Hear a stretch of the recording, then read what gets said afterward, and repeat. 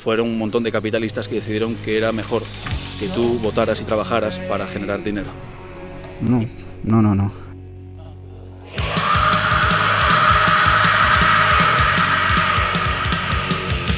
Primero de todo, felicidades a Ilia Topuria, campeón de peso pluma de la UFC, el mejor del mundo hoy en día en ese peso. Que vivan las artes marciales, que vivan los deportes de contacto y que viva Ilia Topuria.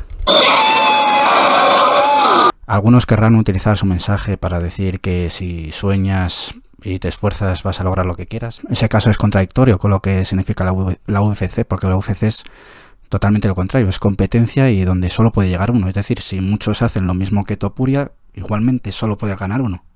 Quiere decir que por mucho que te esfuerces, por mucho que quieras algo, no siempre tienes que conseguirlo. Otras veces sí, por eso me gusta Ilia Topuria, que es yo creo que un ejemplo para mucha gente, para plantar cara a la vida, para tirar para adelante con lo que sea sus metas o sus principios, sus valores en la vida, con los problemas que tenga. Me parece una persona inspiradora. Ahora, que algunos quieran utilizarlo para hablar de la meritocracia, bueno, y todos los que hicieron lo mismo que él y no llegaron o se lesionaron, o había otros que tenía más talento que él, o que Volkanovski no se esforzó él.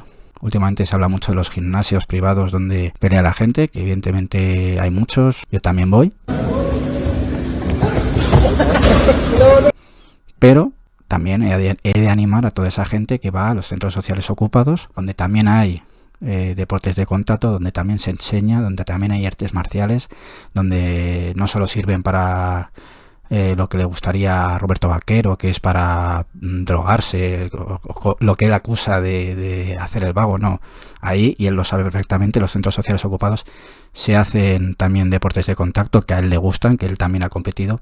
Así que animo a toda esa gente que por primera vez va a pisar un tatami en los centros sociales. Si estuviera al lado del centro social lo haría. Yo en su momento estuve en uno y perfectamente equiparable a otro que estuve, que era también de boxeo y que era un gimnasio privado.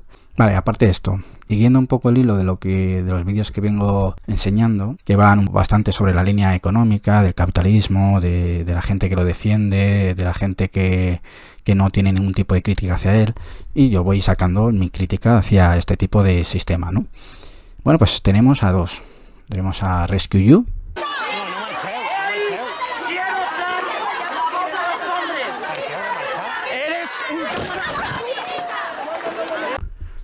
Y a Roma Gallardo. ¿Por qué hay? Sin techo, más sin techo. Un 85% dicen los últimos datos. Claro, públicos. precisamente por lo que estamos hablando, porque la pobreza tiene nombre de mujer. Es El 85% de la gente sin techo es hombre en España. Ah, hombre, dices. 85%. Sí, bueno, pero ¿y qué?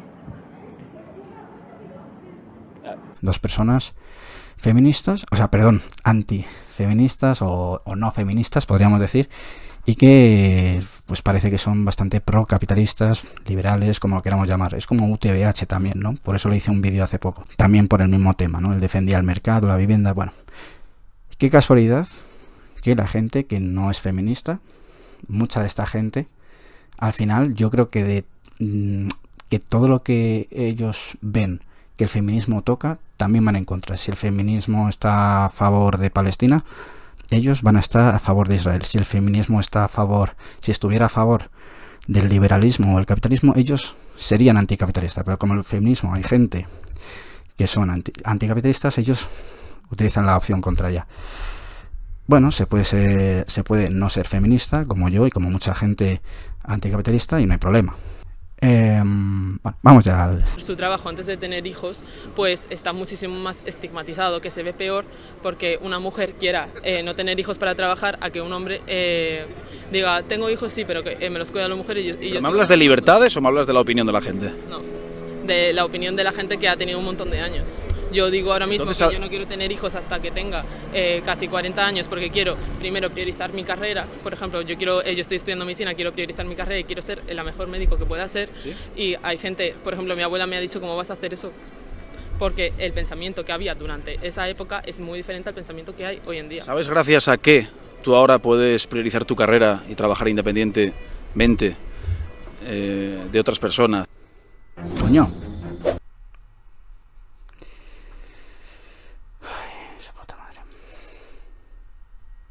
de otras personas y prosperar en tu carrera como...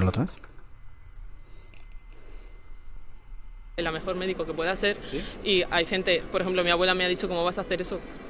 Porque el pensamiento que había durante esa época es muy diferente al pensamiento que hay hoy en día. ¿Sabes gracias a qué tú ahora puedes priorizar tu carrera y trabajar independientemente de otras personas y prosperar en tu carrera como individuo? ¿Gracias a qué? Al capitalismo.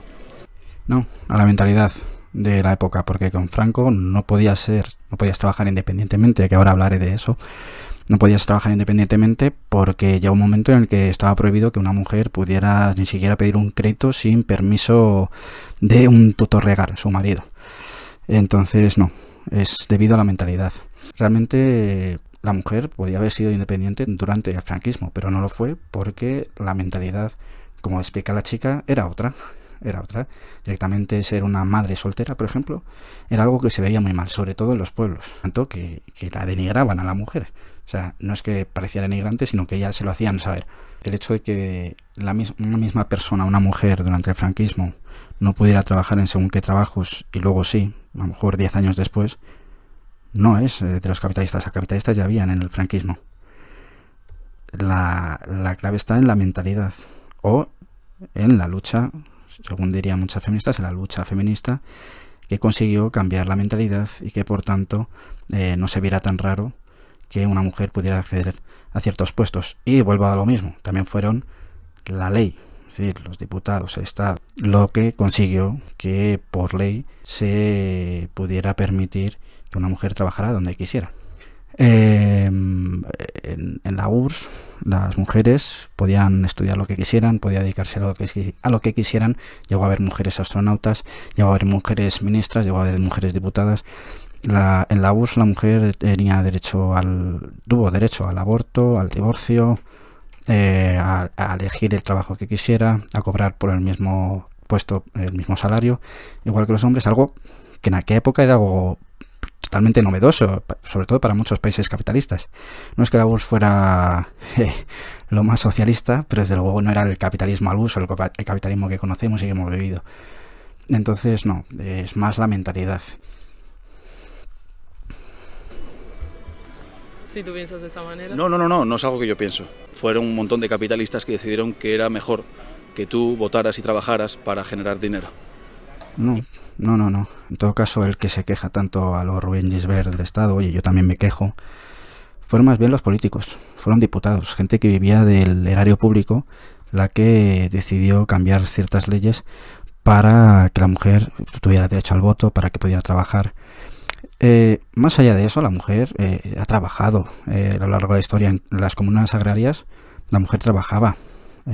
Sí, evidentemente el hombre en muchas ocasiones la historia era el proveedor, la mujer la que se quedaba con los hijos, pero muchas veces era la mujer la que también trabajaba el campo. Bueno, mi abuela trabajaba el campo durante el franquismo y antes del franquismo.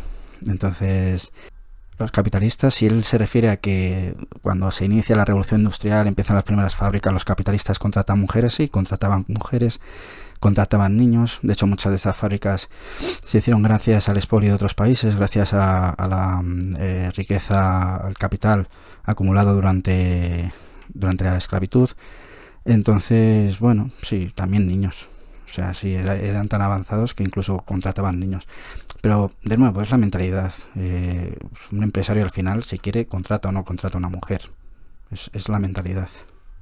No es el capitalismo. Porque, de nuevo, insisto, en la URSS, por ejemplo, evidentemente intentaban hacer pensar al obrero que él decidía y que él votaba a los diputados. Evidentemente era toda una pantomima donde todos estaban a favor del líder supremo, pero la mujer tenía derecho al voto, igual que el hombre. Entonces no había empresas privadas, eran empresas públicas. Era del Estado, no había el capitalismo que conocemos como tal.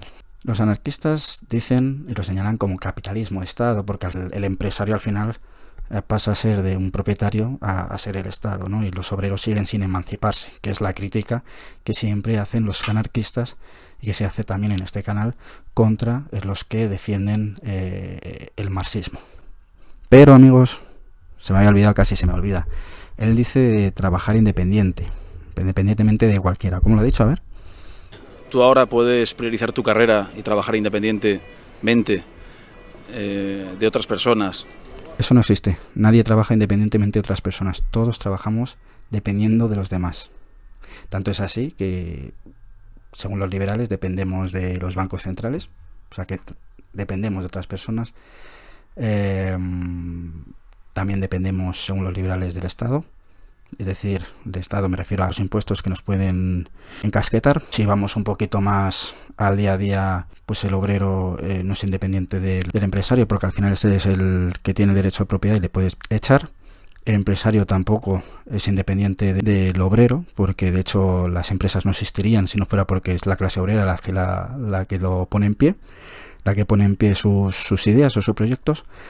Y es el empresario también, incluso, el que depende de los clientes. Si los clientes se le van, adiós, muy buenas. Es decir, nadie es trabajador independiente de nadie. Otra cosa es que se diga esta típica frase de yo soy mi propio jefe. No, tus jefes son tus clientes incluso. Nadie es independiente de nadie, eso no existe. Esos son los ermitaños que se van a la montaña como Zaratustra y a vivir la vida de la nada. Entonces eso es un error por parte de Roma Gallardo, el creer que se puede vivir. Ni siquiera él no es independiente. Él vive gracias a Internet. ¿Internet quién lo creó? El Estado.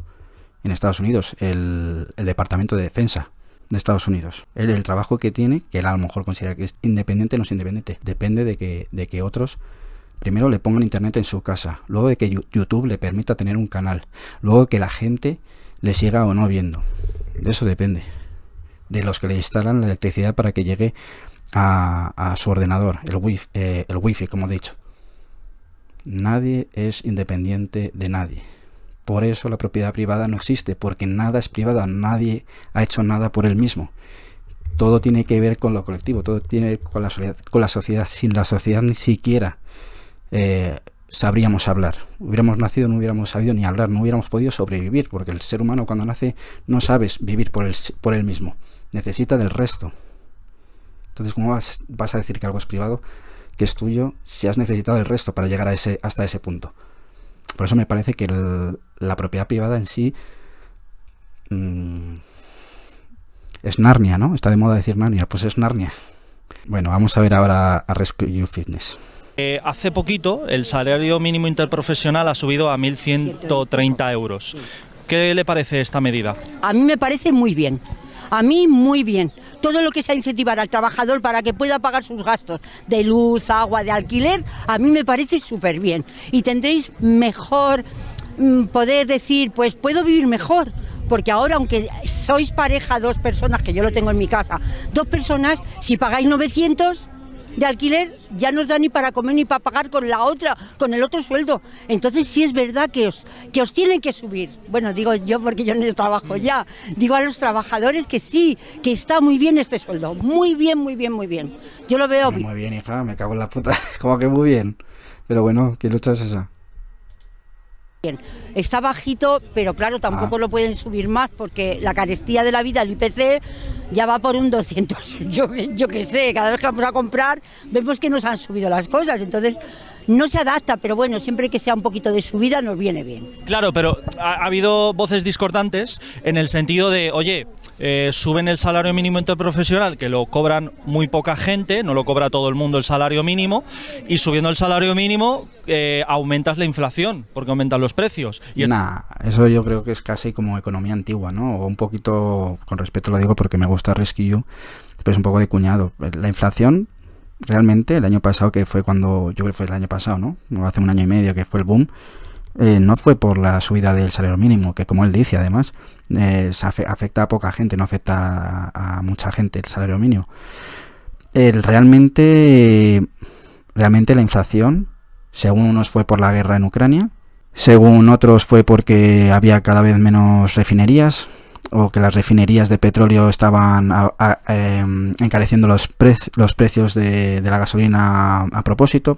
Otros dicen que es por los bancos centrales, que siempre son al final los causantes de la inflación. Cada uno por sus razones, pero al final nadie se acordó de la subida del salario mínimo, porque realmente el salario mínimo no sube. La crítica que hacen al salario mínimo es que destruye empleo. Es decir, que si alguien tenía pensado pagar a 2 con el salario de 1 dividido, pues cuando suben el salario mínimo ya no puede hacer eso. Entonces destruye empleo en el hecho de que ya no va a tener a 2, sino en todo caso va a tener a 1. Pero es lo que yo le decía a Chocobollo en el debate. Pero vamos a ver, la destrucción de empleo es a largo plazo, es decir, o sea, el hecho de que se suba el salario mínimo, que puede generar a corto plazo una destrucción de empleo, es una destrucción de empleo a largo plazo, es decir, es constante. Ya no vuelve a haber más contratos de trabajo, ya no vuelve a subir la contratación. Me decía, no, pues ya está. Es decir, ya no hay gente que se pueda aprovechar o gente que tenga pensado que tenga en mente crear una empresa donde podía explotar, y en ese periodo se considera que se destruye el empleo que supuestamente se iba a generar, correcto, pero a largo plazo no, a largo plazo va a seguir habiendo contrataciones, va a seguir habiendo nuevas empresas. Entonces el salario mínimo no genera una inflación, no genera inflación que creó el año pasado, y puede incidir en la destrucción de puestos de trabajo, pero a corto plazo. A largo plazo la clase obrera, creo que, aunque sea poquito, como dice la mujer, sale beneficiada, porque los nuevos puestos de trabajo, la nueva gente que estaba en el paro y que empieza a conseguir trabajo, pues ya es con un sueldo que por lo menos puede ser un poquito más digno, aunque llegue a veces con el agua al cuello. Así que bueno, ya no os voy a dar más la chapa. Ha sido un vídeo que le da un poquito de caña a todos, ¿no? A este de aquí y a estos de aquí. Bueno, yo le doy caña a todo el mundo. Al final es un canal, como digo, que tiende más a defender el anarquismo, el comunismo libertario, y por tanto es que están peleados con todos. Es que es difícil que no lo estén. Bueno, un saludito. Pasarlo bien. Hasta luego.